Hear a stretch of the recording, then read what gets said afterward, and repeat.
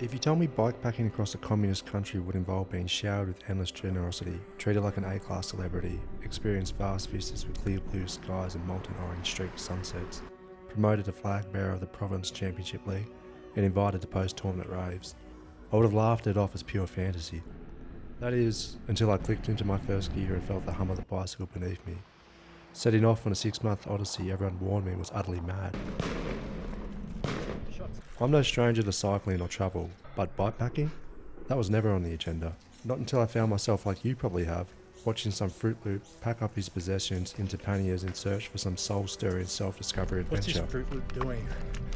Using a bike to climb up these rice fields? Something clicked. This is what I've been craving. It's a bit wet. With no experience and barely any training, I let curiosity, and perhaps a naive dose of courage, take the handlebars. I packed my worldly possessions into a couple of panniers and rode head first into the unknown. That's what I'm living off. That is it. That's all I'm taking. Plus myself. Would I make it? How far could I really go? Who knew? Haven't had much sleep because I've been coughing my lungs up all last night. Funny how one trip even a decade ago can reroute your entire sense of adventure. For me, it was a ride across Vietnam and Cambodia that sealed my love for the road less travelled. No matter the inhumane suffering it brought, every mile both pain and exhilarating. Each turn of the wheel became a slice of the story, a moving meditation, a blend of a runner's high and the adrenaline of downhill skiing, the thick scent of garlic and charred chilies churring through the air. The road becoming a living ribbon beneath me, I learned to sync with the bike, to embrace the imperfections. Every bump and crack a reminder I was alive and moving. I could have gone on forever, just like the pedals. I wanted more.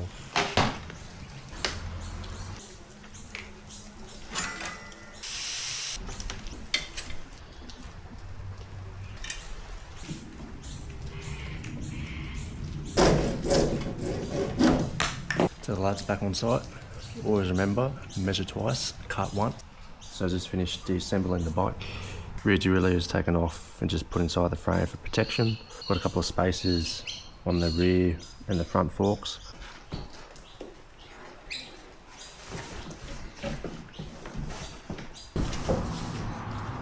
You're done.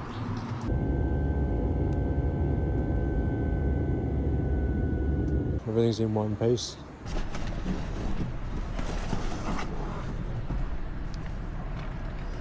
There goes my box. I didn't even have to cut it up or anything. I just came up and took it. Happy days.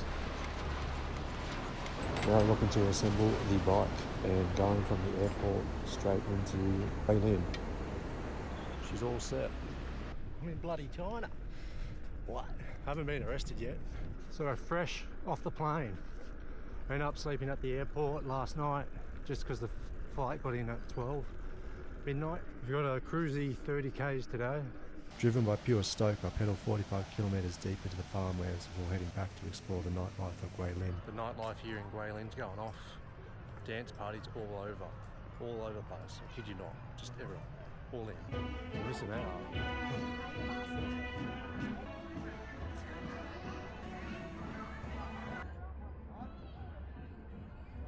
A brief stop before heading east for a loop to Yangshuo, China's famed karst mountain capital. Hello. 免费品尝的拿走吗？谢谢。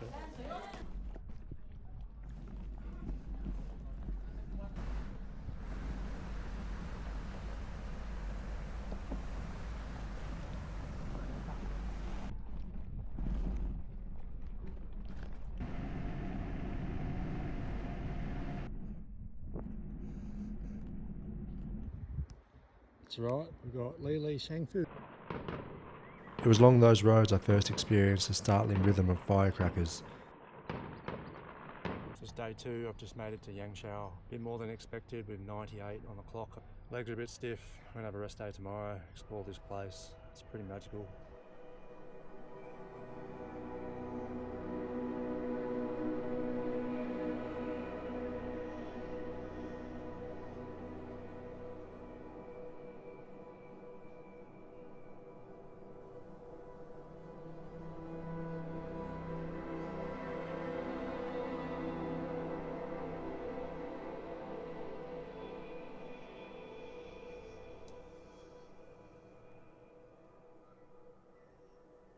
coming in on the plane, I was pretty hesitant, like as you are in any new country, particularly if the one where you're going into, you've got no idea with respect to concealed information. The best way to break that kind of hesitation was just to set up the bike and hit it from the airport. Every 5 minutes, more explosions echo through the hills. Constant eruptions marking the Qingming festival. Shots fired. A day to honour their ancestors, to clean and decorate their graves. I think we're at 12%, according to the garment. 16. 17. Oh, she's steep. I just got a thumbs up. First time I just got off the bike, the slope was just too steep. Legs are tired, out of energy, got to stop and rest.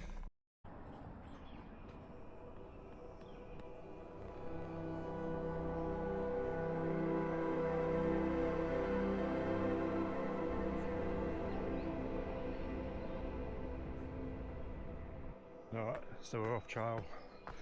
We're going to the non-tourist section, hopefully, if I've got my navigation skills correctly, because my Chinese skills are pretty mediocre at the moment. There you go. Onwards and upwards. I believe it says danger, no climbing or so. You can obviously tell they've barbed wired it. Never know, could get arrested for this. Scrambling at the moment. We're getting there. Oh, it's a bit of a climb. I have to down climb this for sure. Check it out.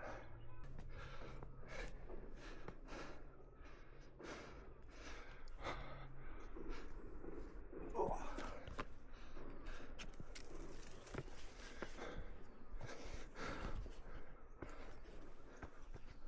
Hopefully we're almost there, because I've got to save some energy for the legs going back to the city.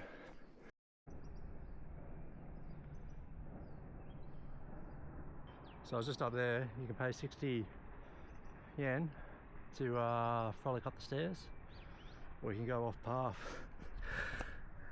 and do a bit of scrambling and get your own viewpoint with no crowds whatsoever.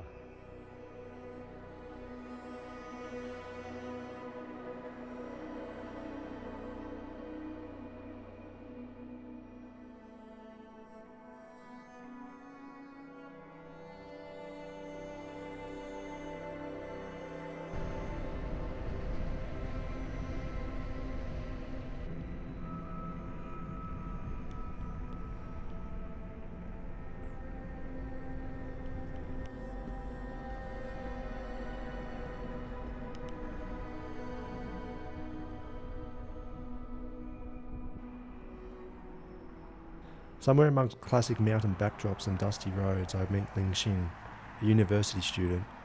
He offered to show me around his campus and later invited me for dinner. Another rider, another connection, the first act of generosity that reminded me why I was doing this. Got the grand scheme of this university. We have 2K. Two? Does everyone stay on campus in their apartments?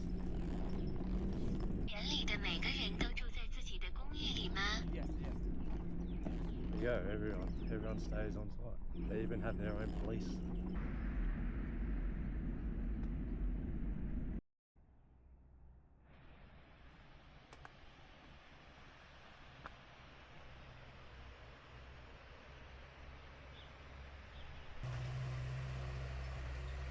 This is the type of slope gradient that we're climbing at the moment. It's got a fair bit to climb. I've definitely been getting a lot of strange looks. They're probably thinking, what's this Fruit Loop doing? Using a bike to climb up these rice fields, when I could just buy a ticket for the shuttle bus for a couple of yen. Where's the challenge in that? When I first picked up an action camera, it was just to share a few time-lapse clips with friends and family. I never imagined my channel to grow, let alone today's action cameras would be this powerful. That's why I'm beyond excited to introduce today's sponsor, the Insta360 Ace Pro 2. Excuse the pun, but what instantly impressed me was just how easy it was to get rolling. From the initial setup to switching modes on the fly, the Ace Pro 2 makes it effortless. With a single tap I can jump from 4K to 8K recordings. It shoots in breathtaking 8K at 30 frames per second, crystal clear 4K at 60 frames per second with active HDR. It even supports slow motion 4K at 120 frames per second. Perfect for capturing high speed scenery and razor sharp clarity. With a 1/1.3 inch 8K sensor and dual AI chip mastery, this camera drives next level detail. Coming from my old 23 megapixel setup, seeing the Ace Pro 2's 50 megapixel capabilities was impressive. And honestly, the first stills from my trip speak louder than the words could. The super smooth stabilisation of this camera is a game changer. No matter if I was booming down steep passes or weaving through rough construction zones, the Ace Pro 2 kept everything buttery smooth. Low light footage used to be the Achilles heel of the action camera, noisy, flickery, frustrating. But with pure video mode, the Ace Pro 2 captures rich details and smooth footage in dim conditions. No post-editing wizardry skills are needed. Crystal clear audio even at top speed is evident with the wind reduction mode. When I'm flying down at full tilt, the foam guard and smart algorithms silence the roar. Currently going down probably about 50 k's an hour, testing out the audio quality of the camera. It's pretty good. It's obviously a big issue in post-editing production, especially when you're in windy terrain, whether it's going down a hill this fast or with wind gust on a mountaintop. The voice enhancement mode means no more yelling over the wind.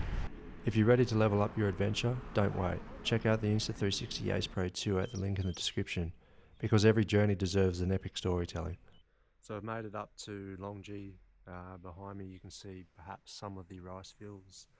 It does have 1650 millimeters of rain every year, according to their Chinese data sheet.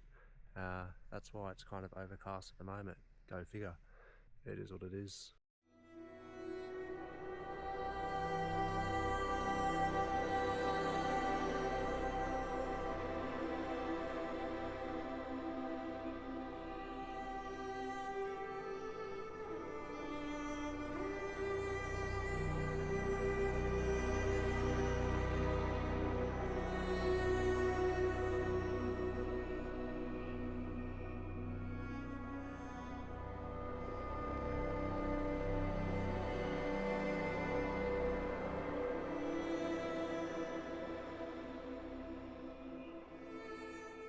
So I've just come to the realisation of how big this cycling trip will be. Like, I've just done 85 k's today with 1200, 1300 metres elevation. It doesn't even put a dent into like the map, such a small insignificant portion. To put in perspective, like this first stage is 12,000 kilometres and I don't even drive that much on my car. Like, I literally drive 8,000 k's a year. Leading into this, I reckon I've probably trained maybe an hour a week. So I'm just easy into it. Dog wants to vlog as well, don't you? Nah, he just wants to go to the rice fields and do some farming. I don't even know if I'm going to be able to do it in that time frame or where I'll get to. I might have to call it short and just get to Bishkek or something in Kyrgyzstan. So there we go. Bye. As you can see, it's a bit wet. To be fair, it's actually rather refreshing. Decided just to push on because I've got about 7 k's to go to where I'm staying tonight. Thought I'd test out the gear in wet weather, given that it's the first downpour. It's day 8 in China. I've been in China for a week. 1 week. Look at that. Picture views, mirror lakes. Still wouldn't swim in it, but it's pretty filthy. Legs are a bit stiff, but the good news is we've got 110 k's today, which will be the biggest ride to date. So you can tell from my excitement, I'm just gearing for it. Gearing for it so much that I've procrastinated and it's about 11 o'clock already and I am yet to pack up my bags. The best part about gearing up for the following morning is putting on wet socks from the previous day. Oh, delicious. Merino, absolute game changer. Haven't washed these for about 3 or 4 days.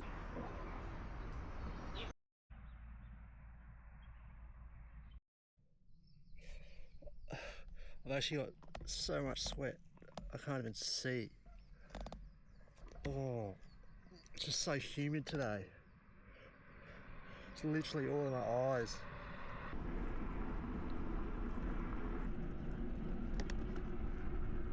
So I'm about 83 k's in. I've still got 25 or so to go to the town. I'm pretty knackered. It's one of those days, quite hot. Surprisingly, the sun's been out most of the day. Very humid as well. So stopped by the local bakery. Got some treats. No idea what it is, but we'll find out. Right for dinner. Turns out I've been offered straight vodka and it's going straight to my head, especially after a very, very hot day. So apparently my chopstick technique's pretty good. A lot of foreigners don't know how to use them here. 我就吃了我面前这一块。 We got the CFSL Guizhou Football Club. It's going to go off tonight, apparently it's a big one. Got all the cheerleaders ready to go with their signs. We've got the megaphone. One of the ethnic minority groups, or the Dong group.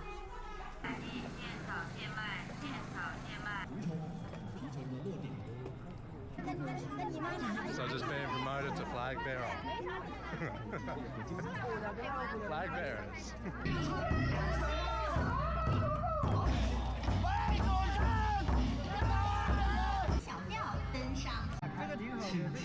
We're doing some interviews on the side at half time. Trying to get other people, other locals here to the village. Got the Brazilian team coming here apparently to play in the village in the first week of May in their national holiday. So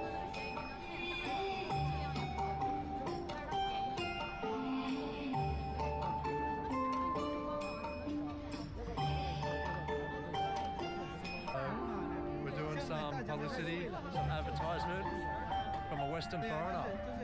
Hopefully get some views.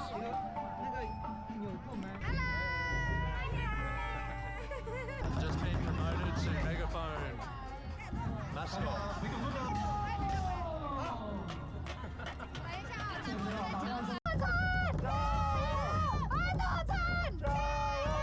My first interview question is, can I please tell me about the experience here in the Guizhou village? The hospitality, they've been very welcoming, just being caught up, just seeing the grassroots footy up on screen, everything, we've got the cheerleading, everything else that's happening, it's been fantastic. The culture here, obviously with the ethnic minority groups, there's 56 of them, yeah, it's been good. Here on the left. Yeah, I'm the captain.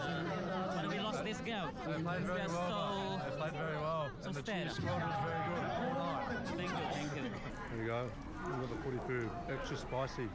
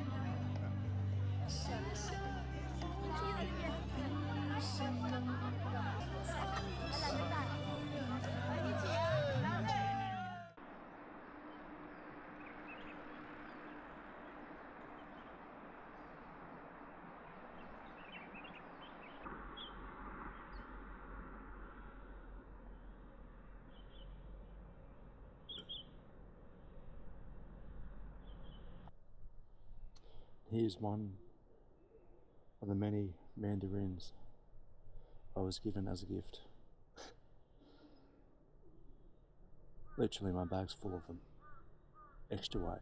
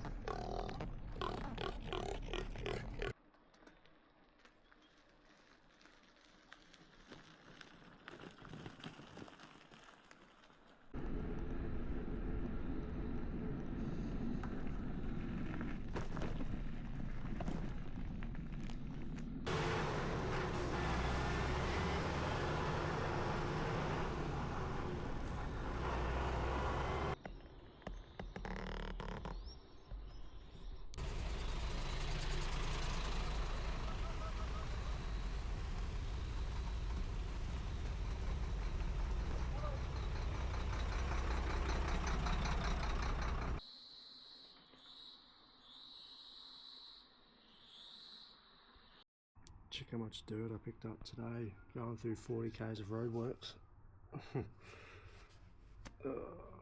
Yuck. Complimentary toothbrushes in the Chinese hotels.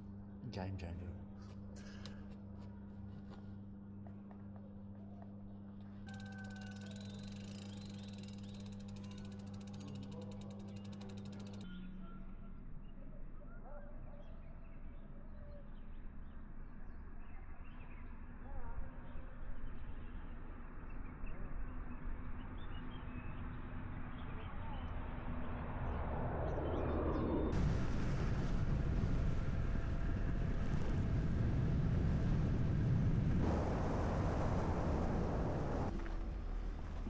This is pretty fast.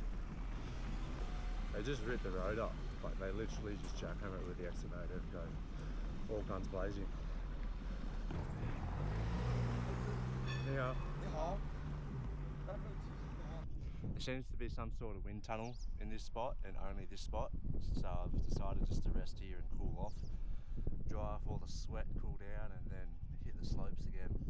So I've come up a fair bit. About 400 metres so far. Legs are feeling a lot better today. Not feeling the best, but still a bit crook in the throat, I think.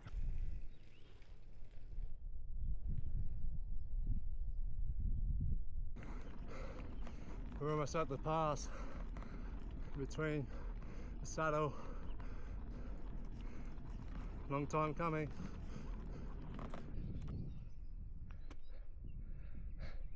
So that's where we started from, where you see the city. Climbed about 750 metres over the last hour and a half. I feel alright, but man, I've still got a long way to go because I've only covered like 20 k's. So we've still got 80 plus. I think I've got about 50 to 100 metres more climbing to get over the pass and then it's descent.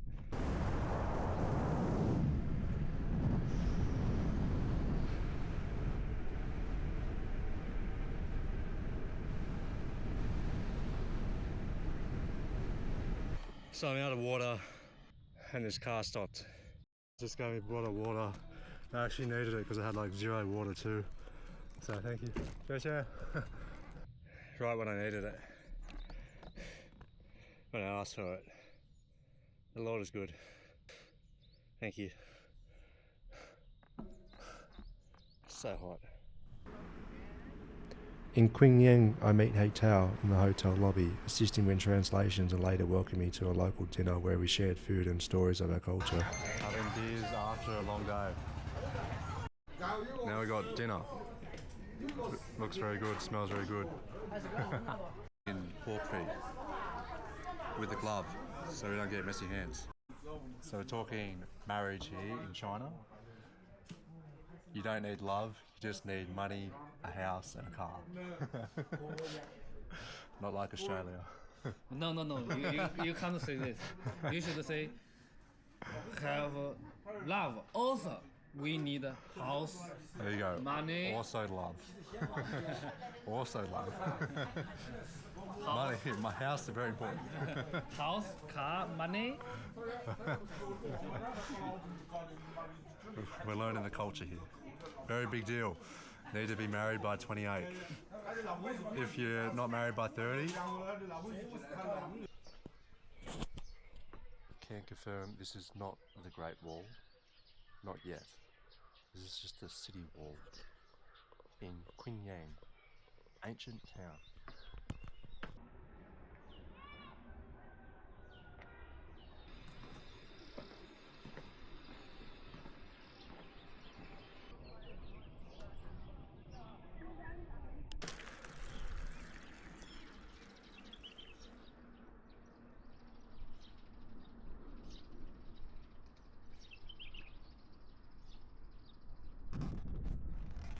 Scenery's finally changed.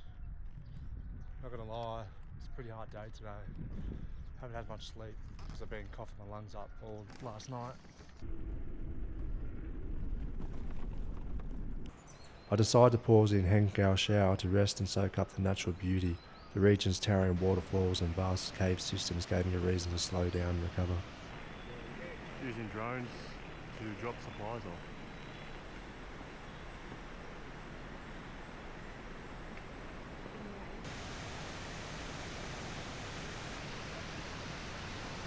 So we're about to go through the cave behind me.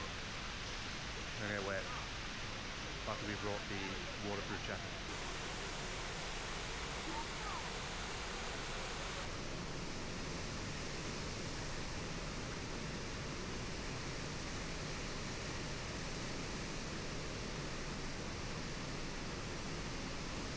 So we're just going through the cave. A bit wet.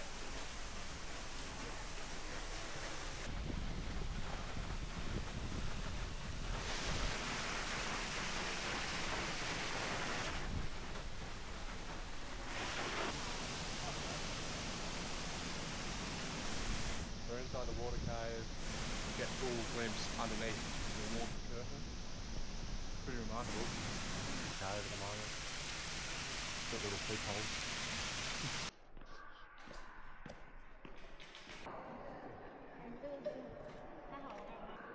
The cave itself is pretty spectacular. Like, it's one of the biggest ones I've ever seen. Like, check it out. Like, it's huge.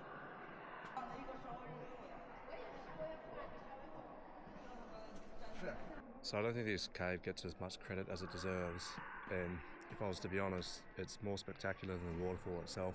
Irrespective of the tacky neon glowing lights, it's actually pretty impressive. I think we've cycled now for 12 or 13 days, and we've already exceeded the height of Everest. So legs are hurting a little bit, but 3 weeks into my trip and China's already exceeded my expectations. That's the beauty of exploring the world on 2 wheels, isn't it? What comes next? Follow along as I continue westward towards Tibetan's mountainous borders. The elevation gain is already looming in my mind, but that's part of the ride. Challenge, discovery, and a whole lot of unknowns.